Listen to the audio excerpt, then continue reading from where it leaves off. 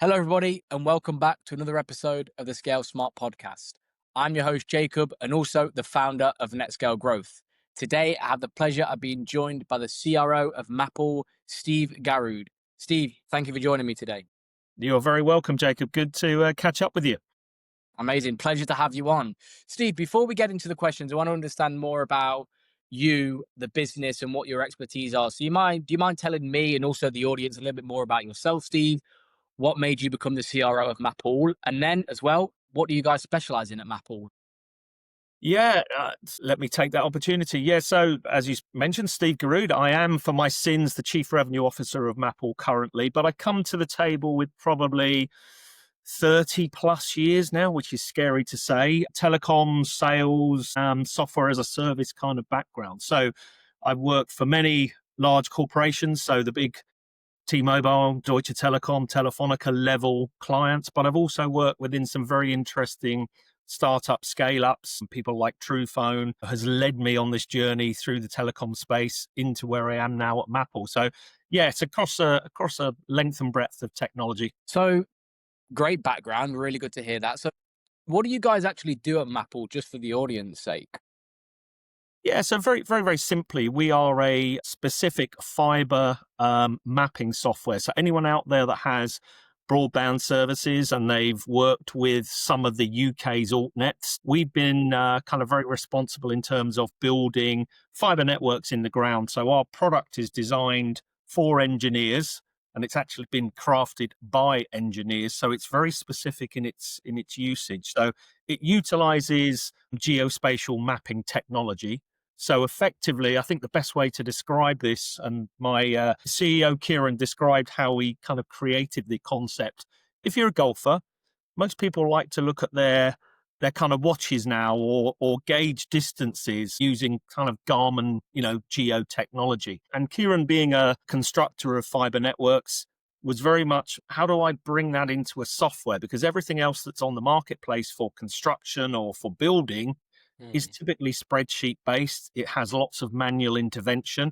I want something that's automated. I want to calculate distance. I want to be able to calculate, where things are in terms of real location as opposed to guesswork.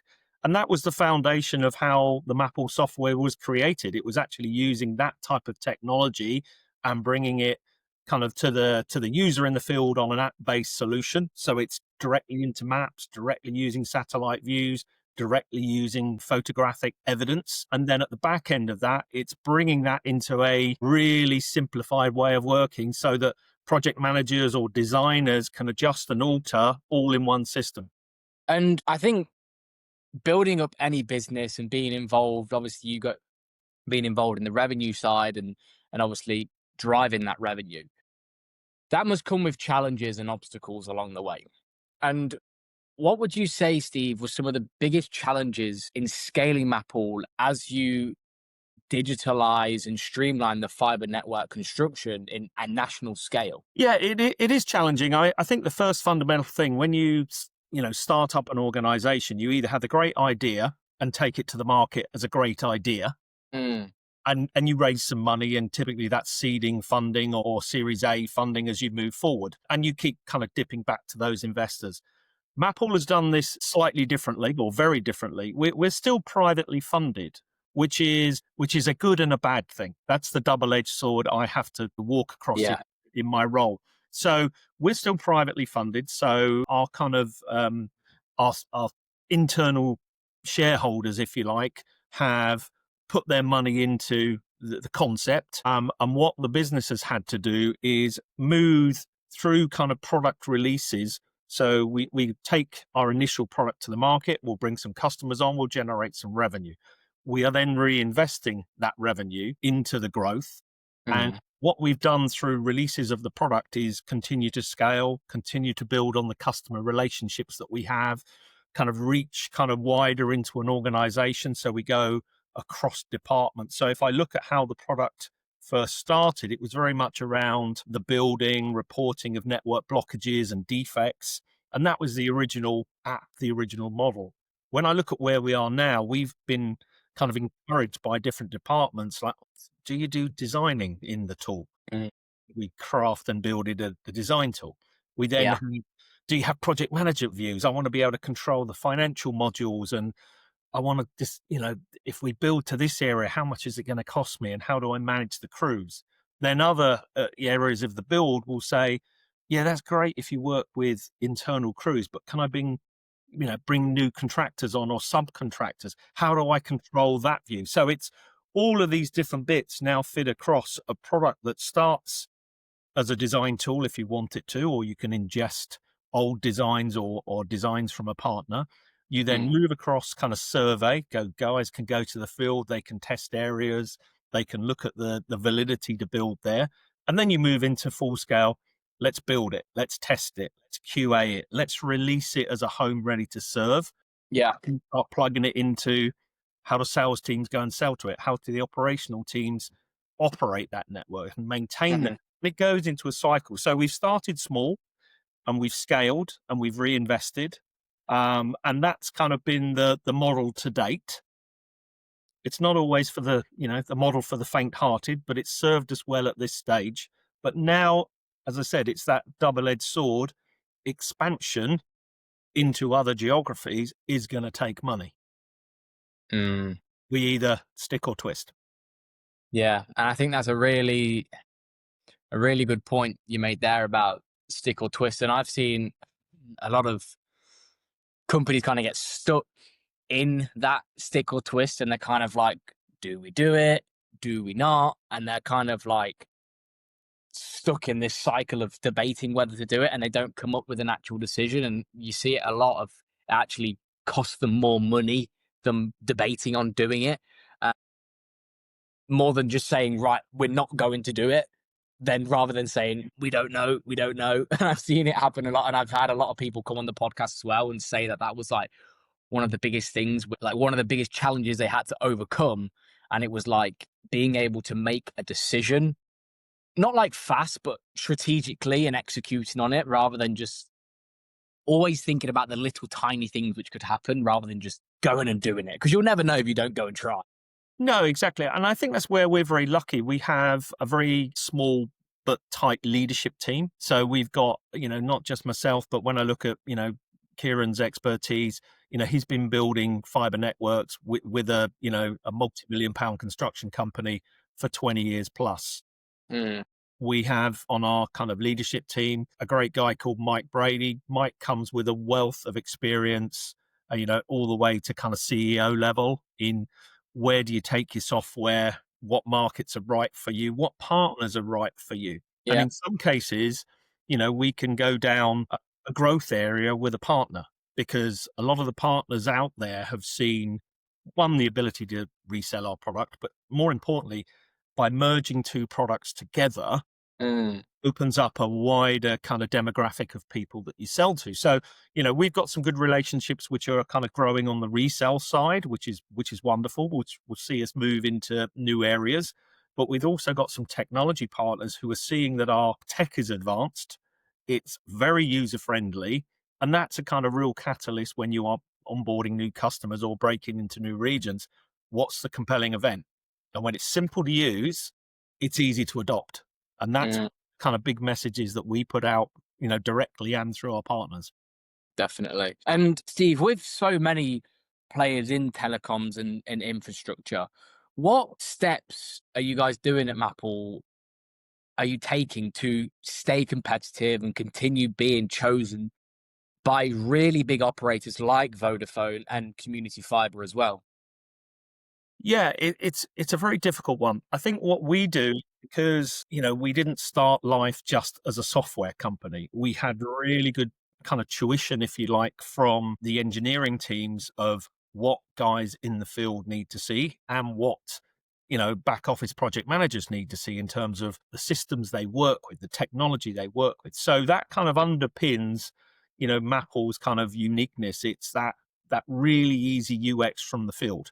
If you're trying to roll out any software, and with all respect to field engineers, they work in all conditions, that they work in some very challenging kind of rural environments or, crazy environments in terms of the weather and the elements.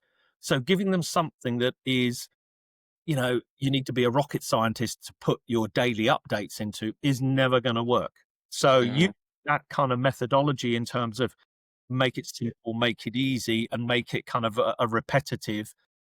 People can do their job, but they're actually then updating the project manager and interacting with the system in a very simple way. We call it a Fisher Price interface. It's big buttons, right? It's kind of pretty much zero typing. It's all about, yes, it's this box, this chamber, this vault, and it's literally using an inventory that's picture based. So that for us is kind of what keeps us at the forefront.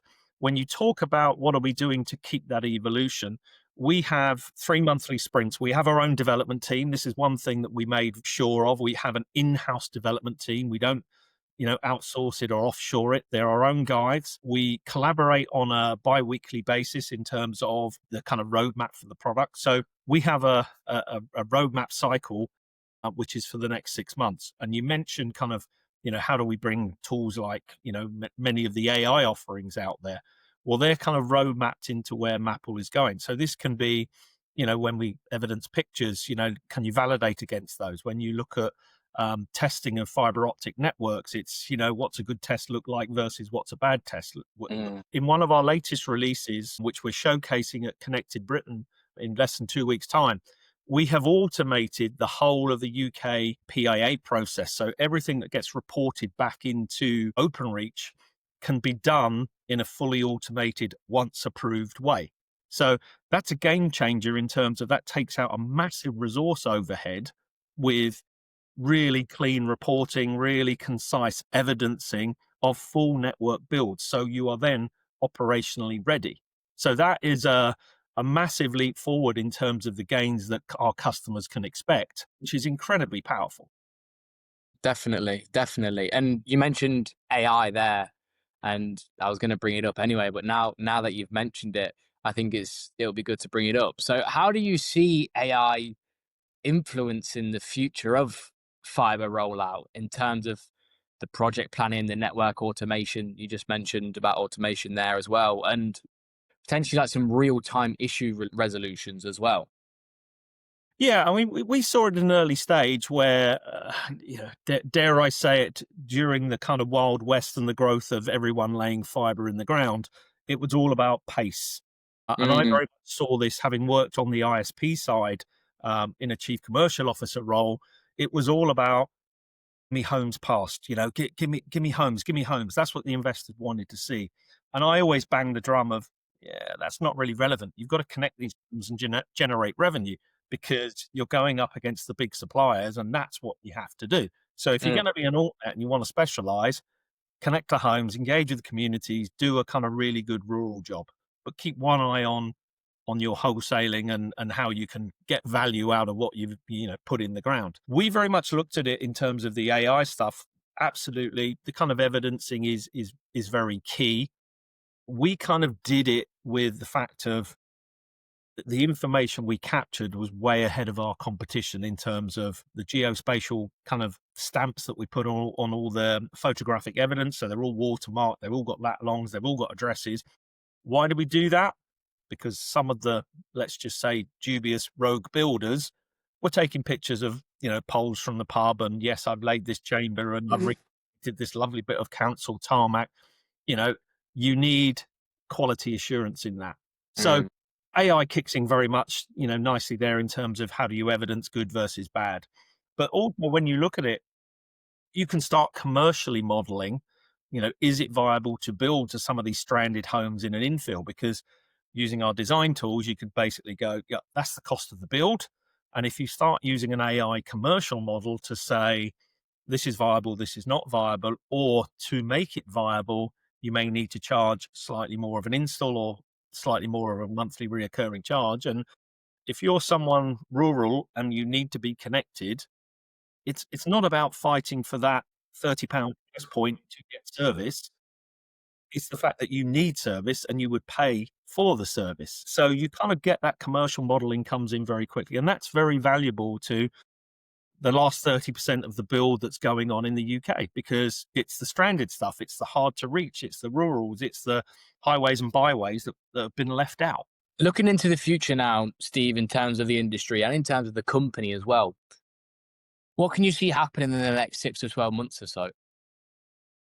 Well, we've got a lot of exciting plans going on. We've been testing the water in new markets. The obvious play for us is very much looking to the US. The US is about to go through the fiber explosion that the UK and Europe went through. And there's government money up for grabs, there's investment out there, and the size of the country trying to service, that type of demographic.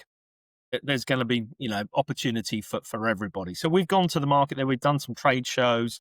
We've kind of shown our tech, and I think this is where we're very different. We demonstrate the product live. We simulate builds for customers live, so they Mhm. can interact with the product, and that's the key difference. When you look at our competition just running show reels, we can really deep dive, and engineers and designers love all that stuff. So for us, the future is very much expanding into the US. We've already opened up operations through a reseller in South America, and we've got some opportunities moving forward in Brazil.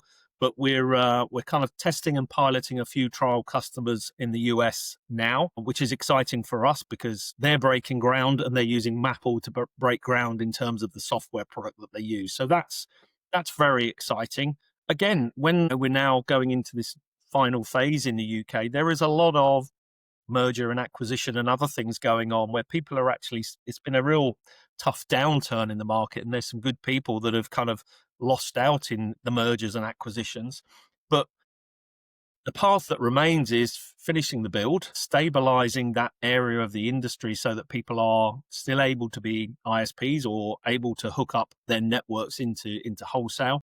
They still need tools like MapAll to do that. So if you want to reduce your cost, and there's been lots of software components, you want something that's going to be a one-stop shop. You want something that's going to be that single source of truth. And we're Mm. getting bought in to literally go over old ground for people. They don't know what's still in the ground. They're actually resurveying their as-built network, proving the value of what they've got in the ground in terms of the asset. Two, how do we serve the bits that we missed? We can cost that in. And three, if they are operating at either a wholesale or an ISP level to customer, they need that level of granular data to actually manage the break fixes in an efficient way rather than guessing where the network is. So there's a bit of kind of, we thought we were going there, but there's still an opportunity, within the UK and Europe because fiber's going through not only the obvious, let's give everyone gigabit and get on with that, but you've got all of the network operators like our clients, Vodafone, who are upgrading their 5G network infrastructure because more bandwidth is being burnt. So they need to be going through that. And that's going to continue mobile telecoms is going to expand continuously in the same way as people are looking for more data center, more connectivity. It's all about the traffic. So backhauls are going to need to be beefed up. So you still need, a construction software that gives you that immediate view. And Steve, to finish off, if people wanted to find out more about you guys or see you somewhere, where's the best place for people to reach out? Easiest place to find us is obviously online. So mapall.com, really simple to find us there. We have a good social presence. And as I mentioned, anyone in the industry that's coming to the major event of the year, which is obviously a Connected Britain show, the leadership team are going to be there. We are going to be having some interesting conversations because one of the things I kind of just missed out there is people keep asking, what other industries are we going to go into? This is a fiber specific tool currently, but everyone in the other utilities has the same challenges. What's in the ground? And this is just change the front end pack of assets and you've got something ready. Yeah, that's the easiest place to find us, mapple.com, and get in touch with myself and the team and we can share more of the details. And well, Steve, thank you so much for coming on and joining me today. It's been a pleasure hearing your story and what you guys have got planned in the future. I really appreciate the opportunity, Jacob. It's been good chatting. Pleasure.